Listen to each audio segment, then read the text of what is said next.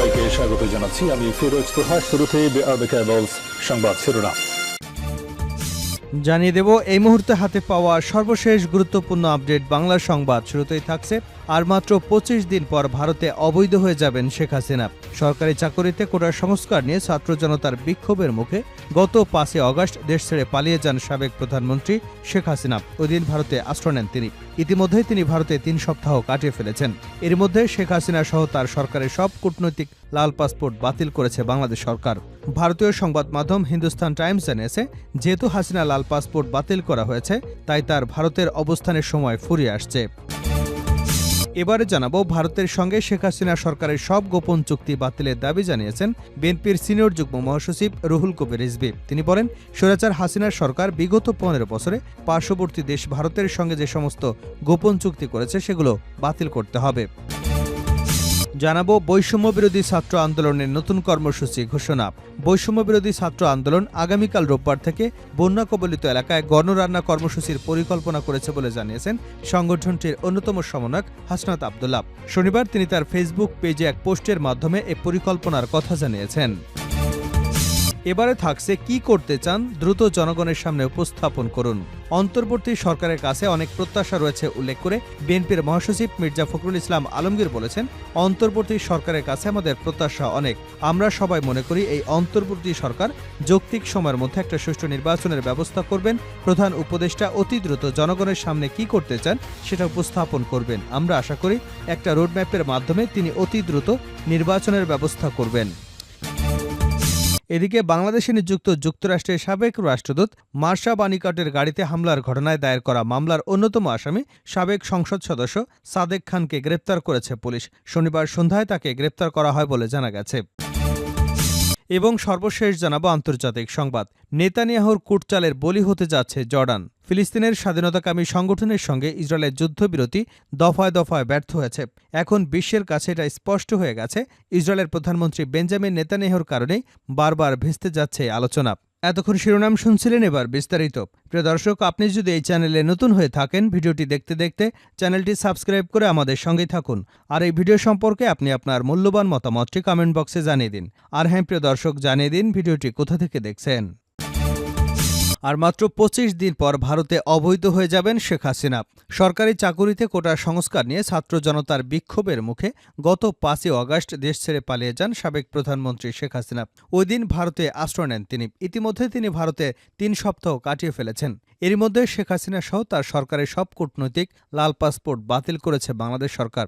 ভারতীয় সংবাদ মাধ্যম হিন্দুস্তান টাইমস জানিয়েছে, যেহেতু হাসিনা লাল পাসপোর্ট বাতিল করা হয়েছে, তাই তার ভারতের অবস্থানের সময় ফুরিয়ে আসছে। বাংলাদেশ সরকারের একটি সূত্র জানিয়েছে, শেখ হাসিনা যখন দেশ থেকে পালান তখন তার কাছে শুধুমাত্র লাল পাসপোর্টই ছিল, সাধারণ সবুজ পাসপোর্ট ছিল না। ভারতের ভিসা নীতি অনুযায়ী যেসব বাংলাদেশের কাছে কূটনৈতিক লাল পাসপোর্ট আছে তারা ভিসা ছাড়াই ভারতে প্রবেশ এবং সর্বোচ্চ ৪৫ দিন অবস্থান করতে পারবেন সেখানে। শনিবার পর্যন্ত শেখ হাসিনার ২০ দিন ভারতে কাটিয়ে ফেলেছেন। ফলে আর মাত্র ২৫ দিন পর বৈধ উপায়ে তার ভারতে থাকার সময় শেষ হয়ে যাবে। এরপর তিনি হয়ে যাবেন অবৈধ। হিন্দুস্তান টাইমস আরও জানিয়েছে, কূটনৈতিক পাসপোর্ট বাতিল হওয়ায় শেখ হাসিনার ভারত থেকে বাংলাদেশে প্রত্যাবর্তনের ঝুঁকিও বেড়ে গেছে। শেখ হাসিনার বিরুদ্ধে এখন পর্যন্ত ৫১টি মামলা রয়েছে, যার মধ্যে ৪২টি হত্যা মামলা। এসব মামলায় তার বিরুদ্ধে বিচার শুরু হবে। শেখ হাসিনার প্রত্যাবর্তন বিষয়টি ২০১৩ সালের বাংলাদেশ ভারতের মধ্যে হওয়া প্রত্যাবর্তন চুক্তির মধ্যে পড়বে। ২০১৬ সালে চুক্তিটি সংশোধন করা হয়। এতে বলা হয়, রাজনৈতিক বিবেচনায় করা মামলায় আসামি হলে অভিযুক্ত ব্যক্তিকে প্রত্যাবর্তন বা ফেরত দিতে অস্বীকৃতি জানানো যাবে। কিন্তু এই চুক্তিতে হত্যা মামলার বিষয়টি স্পষ্টভাবে রাজনৈতিক বিবেচনার বাইরে রাখা হয়েছে। ভারতের সঙ্গে সব গোপন চুক্তি বাতিলের দাবি রুহুল কবির রিজভীর। ভারতের সঙ্গে শেখ হাসিনা সরকারের সব গোপন চুক্তি বাতিলের দাবি জানিয়েছেন বিএনপির সিনিয়র যুগ্ম মহাসচিব রুহুল কবির রিজভী। তিনি বলেন, স্বৈরাচার হাসিনা সরকার বিগত ১৫ বছরে পার্শ্ববর্তী দেশ ভারতের সঙ্গে যে সমস্ত গোপন চুক্তি করেছে সেগুলো বাতিল করতে হবে। ভারতের এক অভিনেত্রী কয়েকদিন আগে বলেছেন, একটা দেশ ছিল ভারতের পক্ষে, সেটাও হাতছাড়া হয়ে গেছে। একটা দেশ ছিল না, একজন ব্যক্তি ছিল ভারতের পক্ষে, কারণ ওই ব্যক্তি এদেশের গণতন্ত্রকে হত্যা করেছে। এদেশে একচেটিয়া ভোট করে নিজেদের লোকদের ভোট ছাড়া এমপি বানিয়েছে। সেই শেখ হাসিনা এদেশের গণতন্ত্রকে কবরস্থানে পাঠিয়েছে। শনিবার রাজধানীর কাফরুল থানা বিএনপির উদ্যোগে ছাত্র জনতার আন্দোলনে শহীদ নিহত পরিবারের সঙ্গে সাক্ষাৎ শেষে একথা বলেন তিনি। রিজভী বলেন, শেখ হাসিনাকে ভারত সমর্থন করে বাংলাদেশকে সমর্থন করে না।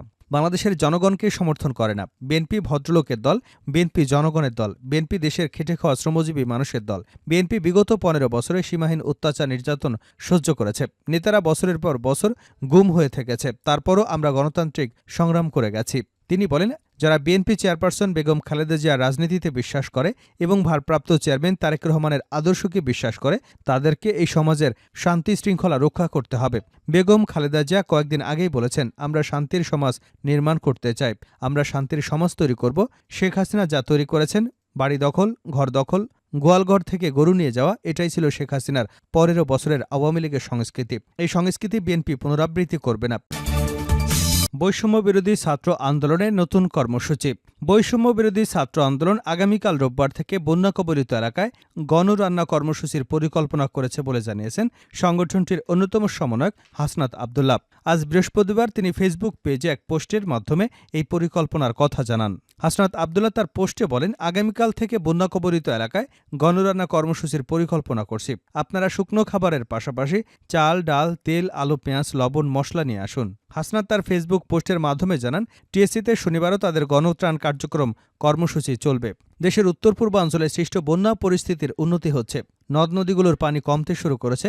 দেশের উত্তর পূর্বাঞ্চল, পূর্বাঞ্চল এবং দক্ষিণ পূর্বাঞ্চলের প্রধান নদীর পানি কমছে। বন্যার তথ্য কেন্দ্র বলছে, গত 24 ঘণ্টায় পূর্বাঞ্চলীয় কুমিল্লা, ব্রাহ্মণবাড়িয়া, ফেনী জেলার ভারতীয় ত্রিপুরা সীমান্তবর্তী অঞ্চল এবং ত্রিপুরা প্রদেশের অভ্যন্তরীণ অববাহিকায় তেমন বৃষ্টি হয়নি। উজানে নদ নদীর পানি কমছে। বর্তমানে মৌলভীবাজার, হবিগঞ্জ, ফেনী, কুমিল্লা ও চট্টগ্রাম জেলার নিম্নাঞ্চলে বিদ্যমান বন্যা পরিস্থিতি বুধবার থেকে উন্নতি শুরু হয়েছে এবং তা অব্যাহত আছে। আবহাওয়ার তথ্য অনুযায়ী আগামী 24 ঘণ্টায় দেশের উত্তর পূর্বাঞ্চল এবং এর আশেপাশে উজানে ভারী বৃষ্টির সম্ভাবনা নেই। এ সময় উত্তর পূর্বাঞ্চলের মৌলভীবাজার, হবিগঞ্জ জেলার মনু, খোয়াই এবং ধলাই নদীর পানি কমতে পারে। এসব এলাকার আশপাশে নিম্নাঞ্চলে বন্যা পরিস্থিতির উন্নতি অব্যাহত থাকতে পারে। এছাড়া আগামী 24 ঘণ্টায় দেশের দক্ষিণ পূর্বাঞ্চল, পূর্বাঞ্চল এবং আশপাশের উজানে ভারী বৃষ্টির সম্ভাবনা নেই। এ সময় অঞ্চলের ফেনী, কুমিল্লা এবং চট্টগ্রাম জেলার মহুরী, ফেনী, গোমতী এবং হালদা ইত্যাদি নদীর পানি কমে আসতে পারে। এ কারণে আশেপাশে নিম্নাঞ্চলে বন্যা পরিস্থিতির উন্নতি অব্যাহত থাকতে পারে। কি করতে চান দ্রুত জনগণের সামনে উপস্থাপন করুন, প্রধান উপদেষ্টাকে মির্জা ফখরুল। অন্তর্বর্তী সরকারের কাছে অনেক প্রত্যাশা রয়েছে উল্লেখ করে বিএনপির মহাসচিব মির্জা ফখরুল ইসলাম আলমগীর বলেছেন, অন্তর্বর্তী সরকারের কাছে আমাদের প্রত্যাশা অনেক। আমরা সবাই মনে করি এই অন্তর্বর্তী সরকার যৌক্তিক সময়ের মধ্যে একটা সুষ্ঠু নির্বাচনের ব্যবস্থা করবেন। প্রধান উপদেষ্টা অতি দ্রুত জনগণের সামনে কি করতে চান সেটা উপস্থাপন করবেন। আমরা আশা করি একটা রোডম্যাপের মাধ্যমে অতি দ্রুত নির্বাচনের ব্যবস্থা করবেন। শনিবার জাতীয় প্রেস ক্লাবে ভাসানী অনুসারী পরিষদ আয়োজিত এক আলোচনা সভায় প্রধান অতিথির বক্তব্যে তিনি এসব কথা বলেন। ফখরুল ইসলাম বলেন, রাষ্ট্র সংস্কারের ব্যাপারে নির্বাচন খুবই গুরুত্বপূর্ণ। নির্বাচিত পার্লামেন্টের মাধ্যমে দেশের সংস্কারের কোনো বিকল্প নেই। আমরা নির্বাচনের উপর অনেক জোর দিতে চাই। তিনি বলেন, কয়েকজন ব্যক্তি রাষ্ট্র সংস্কার করে দেবেন এটা আমি বিশ্বাস করি না। জনগণের অংশগ্রহণের মাধ্যমে এই সংস্কার করতে হবে। তবে অন্তর্বর্তী সরকারের দায়িত্বে যারা রয়েছেন তারা সবাই যোগ্য ব্যক্তি। শেষ করছে আন্তর্জাতিক সংবাদে। নেতানিয়াহুর কূটচালের বলি হতে যাচ্ছে জর্ডান। ফিলিস্তিনের স্বাধীনতাকামী সংগঠনের সঙ্গে ইসরায়েলের যুদ্ধবিরতি দফায় দফায় ব্যর্থ হয়েছে। এখন বিশ্বের কাছে এটা স্পষ্ট হয়ে গেছে। ইসরায়েলের প্রধানমন্ত্রী বেঞ্জামিন নেতানিয়াহুর কারণেই বারবার ভেস্তে যাচ্ছে এ আলোচনা। এই বাস্তবতা এতদিন বুঝতে না পারলেও ইসরায়েলের প্রতিরক্ষামন্ত্রী ইয়োব গ্যালন্ট, মোসাদের পরিচালক ডেভিডও এখন তা হাড়ে হাড়ে টের পাচ্ছেন। তাদের আলোচনার টেবিলে ঠেলে দিয়ে জটিল এক খেলায় মেতে উঠেছিলেন নেতানিয়াহু। যুক্তরাষ্ট্রের প্রস্তাব করা একটি যুদ্ধবিরতির ব্যাপারে অনেকটাই সম্মত হয়েছে ফিলিস্তিনের স্বাধীনতাকামী সংগঠন। কিন্তু নেতানিয়াহু এমন কোনো কিছু মানতেই নারাজ। কারণ যুদ্ধ শেষ হয়ে গেলে নেতানিয়াহুর সরকারের পতন ঘটবে আর জনপ্রিয়তা বাড়ানোর জন্য মাঝে মধ্যে যুদ্ধ শুরুর সুযোগও হারাবেন নেতানিয়াহু। সেটা খুব ভালোভাবেই জানেন তিনি। তাই ক্ষমতায় থাকতে যুদ্ধের কোনো বিকল্প নেই নেতানিয়াহুর কাছে।